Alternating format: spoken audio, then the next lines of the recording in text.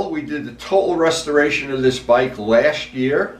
It goes over many videos, but it shows every single part of the restoration. It's an 11 going on 12-year-old motorcycle, and I think it came out just exceptional, and I want to maintain it. It's one thing to make a bike very pretty, very attractive, very shiny, you used the right word, but to do the maintenance, and the biggest single maintenance you can do to keep a bike, if you're going to keep a bike forever, oil and filter. Now, along with the oil and filter, I want to adjust the chain, and I want to do a thorough cleaning of it. One on the oil change is take the bike out into the driveway and let it run, maybe 4 or 5 minutes till it comes up to operating temperature. Just makes the oil drain just a little bit easier. So while the bike is warming up, I have all the maintenance records for all of the motorcycles in my collection, and I'll update that now so I always know when I've done the oil and filter and maintenance and chain changes and the things. Here we go. Time to log everything in. Yeah, it usually takes a few minutes. I want it to be up to operating temperature because I want that as much of the oil, the old oil, to come out as quickly as possible.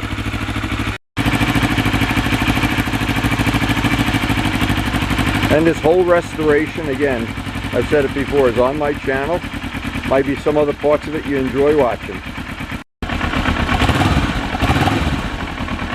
Once it comes off fast idle, it's pretty much ready to go. Because my work area, I have old rugs, and these are certainly not rugs you'd want in your house, but just makes laying on the ground in cold weather a lot better. And whenever I do an oil change, there's a chance I'm going to spill something. So I always put down one of my spare rugs upside down with the rubber on the back. Easier to clean if I spill anything. Now I know there are people who can do an oil change on a white carpet, but the only problem is I'm not one of them. So having that rubber backed rug, cheap insurance. This is another small tip. I always like to clean the oil pan. We can even clean it with paper towel so that the oil that comes out, I know if it were a sunny day and it's not, I could look into the oil and hold it up to the sun and see if I have all little specks, little metal flakes, if there's anything in that oil that looks abnormal.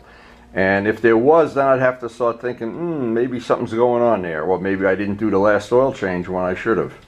The manual calls for every 4,000 miles, every other one an oil filter, and we're going to do both today.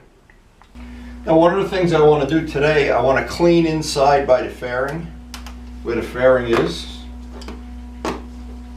I don't want to shortchange myself on this.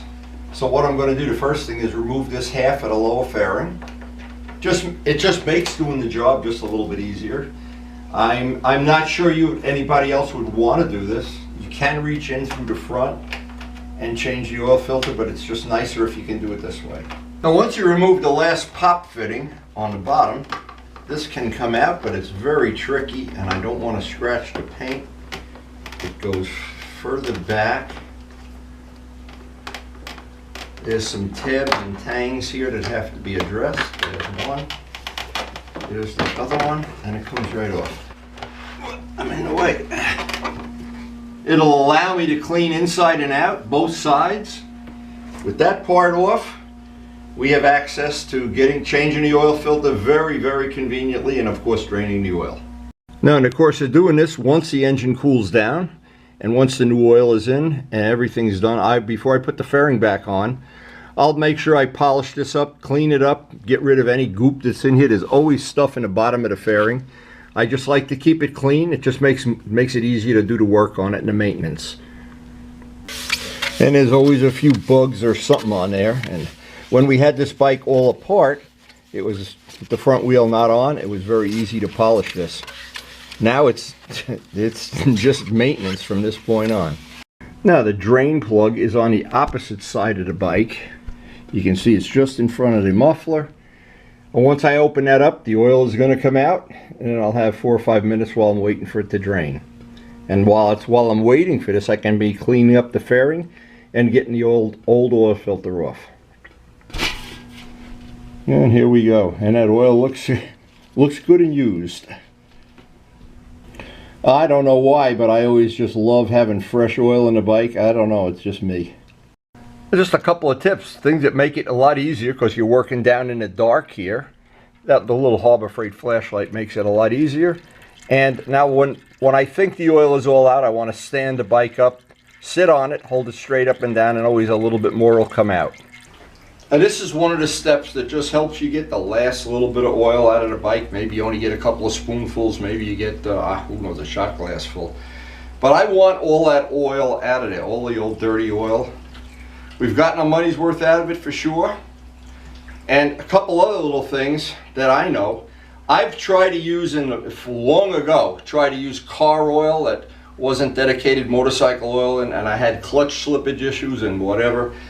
I always would recommend you buy a bike, you spend your good hard-earned money. If the manual says use synthetic oil, use synthetic oil. If it says use regular oil, use regular oil. Don't think you know more than the, well, sometimes you find out the hard way. But anyway, I try to avoid anything but using real motorcycle oil, whether it's Kawasaki, Suzuki, or Yamaha, or whoever makes it. But real oil that's dedicated to motorcycle use, and you won't have anywhere near the issues you have if you wind up using some other brand, or Pride of the West, or Pride of Poland, or whatever. Anyway, I'm going to do this for a minute or so and just let that oil drain out. And important, clean the drain plug as good as you can on the inside. You don't want anything going in there. Now, some of the bikes, like the GS, have a magnet on the drain plug, and it's always good. What I'm doing right now, this one doesn't, but the GS does, to clean any of the residue, the metallic residue, off of the drain plug. Now, the oil filter is right behind the pipes, and I do have a dedicated wrench for that, but you don't really need one. You can get in there with with a long nose socket. Having the filter wrench just makes it a little bit easier. Again, if you're only going to change the oil and not the filter, which they recommend every other time, but I'm kind of fanatical. I like to change the filter every time. So for me, I get used to this routine, and while I have this half of the fairing off, it gets me access to all this area that would be very hard to clean. And the filter with the filter wrench with the long extension makes pulling that filter off pretty easy.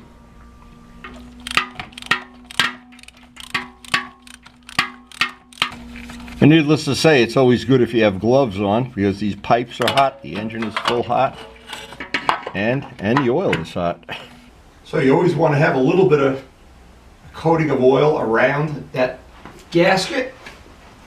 At this point, with this half of the fairing off, it's relatively easy to get in there and get it started by hand.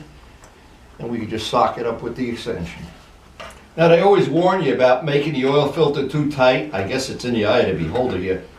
I always make it as tight as I think it should be.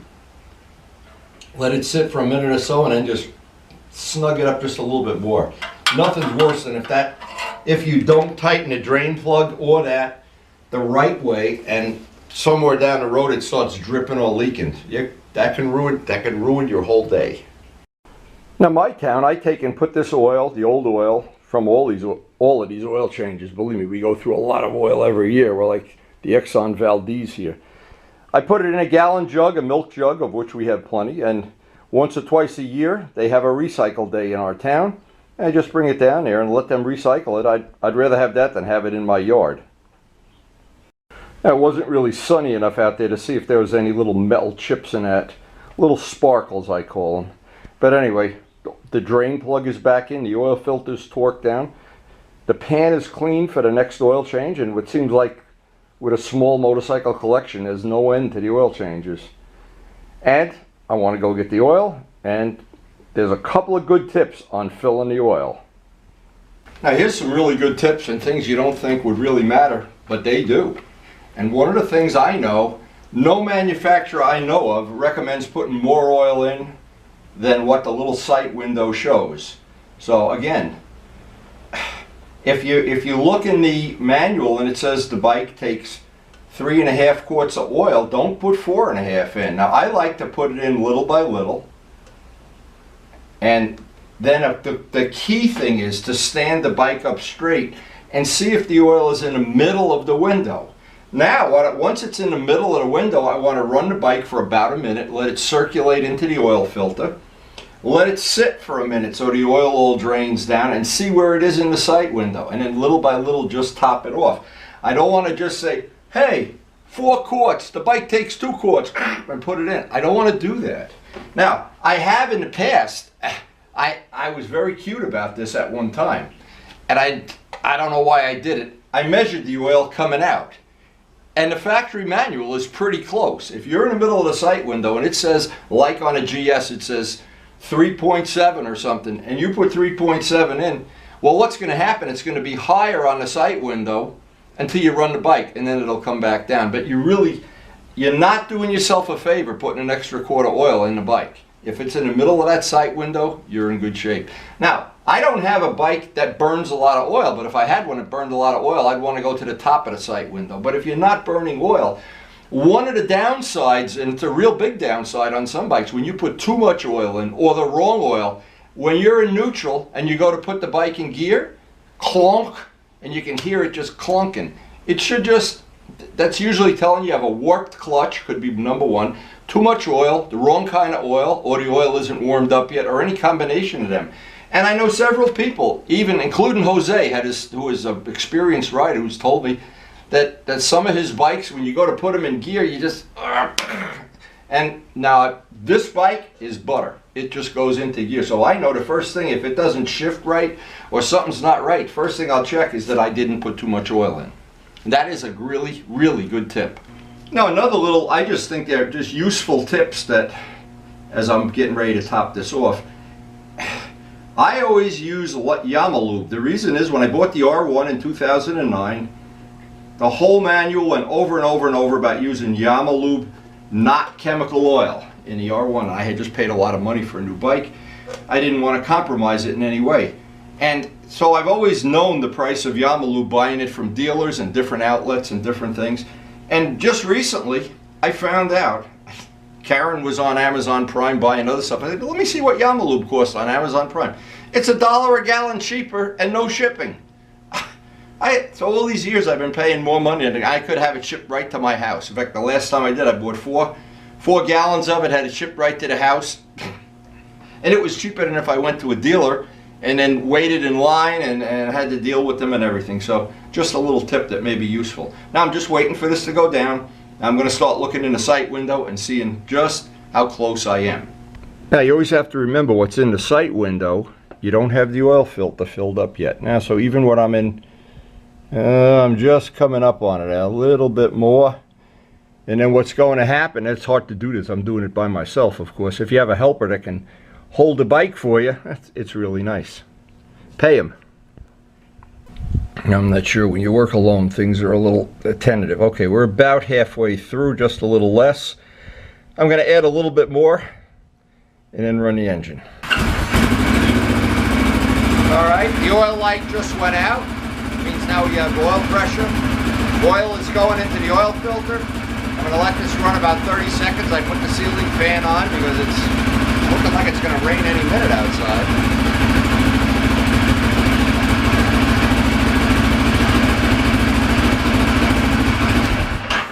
Now the catch is, the trick is, I'm going to let this sit for a few minutes.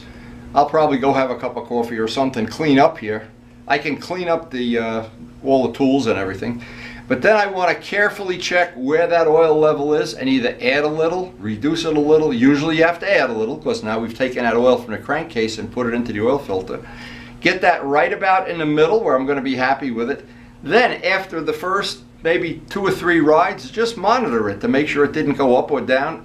If it goes down, obviously you have a loose oil filter, a loose drain plug, or the bike is burning oil. If it goes up, God knows what could be happening. You could be losing water from the radiator into the oil and any number of things. A carbureted bike, you could be losing gas into the oil where the oil level goes up, and it can happen. A frozen petcock and the gas is just filling with the gas is going into the oil. A lot of things. It tells you on those first 2 or 3 rides how everything is, and that's the whole idea of doing all this monitoring is I want these bikes to last forever. They're a lot of money, and I enjoy taking care of them because I know they're going to last, in my case, for the rest of my life. Now while I'm waiting for that oil to drain down, I can put a clean up in and out on this. Now I must have gone through an area where they were retarring the road, because inside the fairing I took a scraper and scraped out a handful of tar that, well, it's just, I don't want to have it.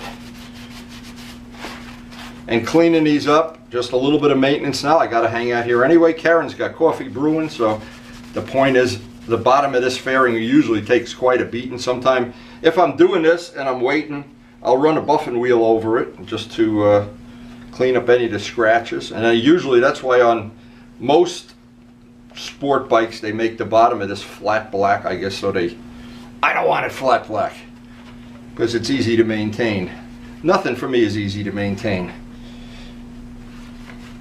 If it was easy, everybody'd have a bike collection and no maintenance. You'd have a mechanic like Jay Leno does. Somebody you just say, hey, fix that, do this. In my case, just never played out that way with my life. Anyway, when these are all cleaned, I'll do the other one. I don't have to take the other one off the bike. But you do have to take, well, I guess there's some people that can take the oil filter off without taking one fairing off. Hey, better for them. I like having one fairing off. It allows me now, I'm going to go in there while I'm waiting and clean up in there. I don't want to put this all back together while it's all greasy. So if you have a similar bike to this, I can share a really good tip with you. When you go to put the side lower fairing on after an oil change, put it up on the center stand, get the kickstand out of the way. Because these tabs here, when you're trying to maneuver this piece around, and those tabs, what happens, that kickstand is in the way and you tend to bend the piece, and it could be, it's very possible you could crack it. When you have it on the center, on that stand, well, a lot less chance you're going to do that. And these pieces obviously all snap right in, so if they don't snap, it's a good idea not to force them. So we finally got it exactly the way we want it. That couldn't be any better. So I'm just old school enough that I want to let it sit at least 5 minutes running in the driveway. Make sure I don't even have one drop of oil coming out anywhere, dripping, drooling, whatever. Then I want to check the oil level. And it looks like we may even, well, I'm not sure what Karen has planned, but may get a short test ride and then I'll recheck that oil level. Now one thing that can happen in this kind of an oil change, especially on this bike, the pipe is right near the drain plug. You can get a couple of drops of oil on a pipe, and when you start it the first time, there'll be some smoke. Well, really there's nothing to worry about there. It'll burn right off. But the one thing I would never do is just jump on a bike and go for a long ride until I know everything is nice and tight. And what I've been doing lately is just, I forgot to put it on the video, one drop of Loctite, blue Loctite on all the fairing screws. And that's just cheap insurance that we're going to have a lot more reliable riding out of this bike. And like every bike in my collection, it's a bike I want to keep forever. Now, if you're new to our channel, we have a very, very eclectic channel. One of the new features we have now is some of the videos are grouped into groups that you can access all the videos for one category in one mouse click. And it should be very convenient and very handy. Just check out the feature on the main screen playlist. And thanks to everybody for supporting the channel. We appreciate your support, and it makes this channel possible with all the things we do, the painting, the wheels, the polishing. And please take a second or two and hit the like button.